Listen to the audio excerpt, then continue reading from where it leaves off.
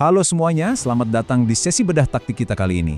Kalau kalian kemarin sempat nonton langsung atau mantengin layar, atmosfer di Gelora Bung Karno tuh benar-benar gila kan?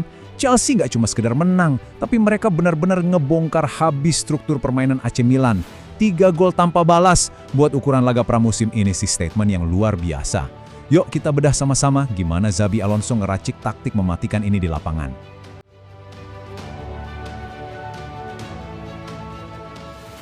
Oke, ini dia sekilas poin-poin taktik yang bakal kita kupas hari ini. Mulai dari dominasi total Chelsea di Jakarta, skema 3-4-3 racikan Xabi Alonso, sorotan ke bintang lapangan Joao Pedro, bedah statistik XG, rincian proses gol-golnya, sampai apa sih makna kemenangan ini buat prospek Chelsea musim depan? Langsung aja kita mulai.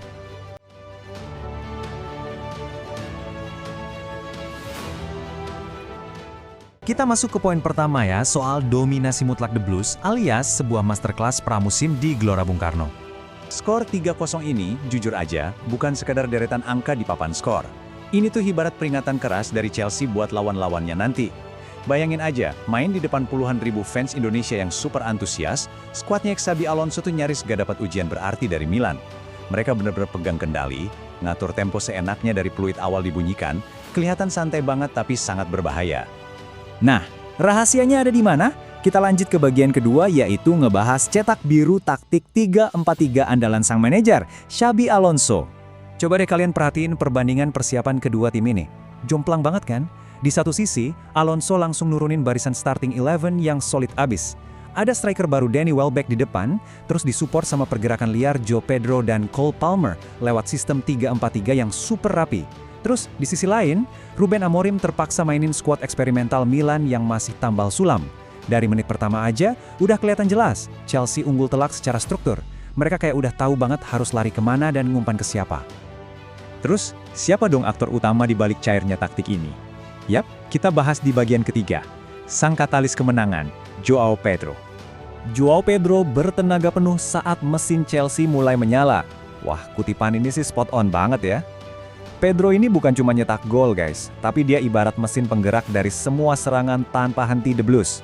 Pergerakannya di sepertiga akhir benar-benar bikin garis pertahanan eksperimental Milan kocar-kacir. Dia benar-benar jadi pemain yang paling susah dihentiin malam itu.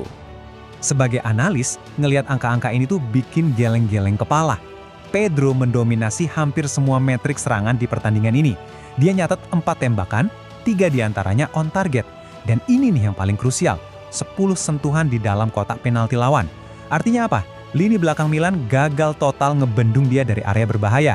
Kalau kalian ngebiarin striker sebahaya ini leluasa di kotak penalti, ya tinggal nunggu waktu aja pertahanan kalian hancur kan? Ngomongin soal hancurnya pertahanan, mari kita lihat lebih dalam di bagian keempat, ketimpangan statistik yang benar-benar jadi bukti nyata di lapangan. Buat kalian yang belum terlalu familiar, expected goals atau XG ini metrik untuk mengukur seberapa bahaya sih peluang sebuah tim. Dan lihat deh angkanya, Chelsea ada di 2,17, sementara Milan cuma 0,28. Jauh banget kan jaraknya? Ketimpangan masif ini ngebuktiin kalau Chelsea menang tuh bukan karena hoki. Mereka secara sistematis gebongkar pertahanan Milan dan ngunci semua peluang berbahaya, sementara Milan buntu total bikin ancaman. 0. Ya, 0 besar.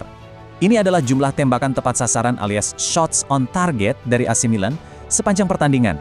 Coba bayangin, tim sekelas raksasa Italia sama sekali nggak bisa maksa kiper Chelsea buat ngelakuin satu pun penyelamatan berarti. Fakta ini benar-benar ngasih tahu kita seberapa solidnya organisasi pertahanan Chelsea dan betapa terisolasinya para penyerang Milan malam itu. Oke, sekarang mari kita bedah gimana Chelsea mengeksekusi peluang mereka di bagian kelima. Proses terjadinya 3 pukulan mematikan ini. Perhatiin rentang waktu gol-gol ini ya. Chelsea praktis ngebunuh mental Milan cuma dalam periode 5 menit yang mengapit waktu turun minum. Mulai dari injury time babak pertama, Joao Pedro mecah kebuntuan lewat sundulan maut dari tendangan sudut Moises Caicedo. Terus, baru semenit babak kedua jalan, Pedro lagi-lagi ngegandain keunggulan dari crossing mematikan Pedro Neto. Dan puncaknya, di menit 50, Moises Caicedo bikin gol super spektakuler lewat tendangan voli pakai kaki bagian luar dari tepi kotak penalti. Rentetan gol kilat ini yang benar-benar ngeruntuhin sisa-sisa mental pertahanan Milan. Tapi, tahu nggak fakta yang lebih ngeri? Skor 3-0 ini sebenarnya bisa jauh lebih telak buat Milan. Soalnya dari menit 13 aja, kiper mereka Lorenzo Toriani udah harus jatuh bangun nahan peluang Pedro.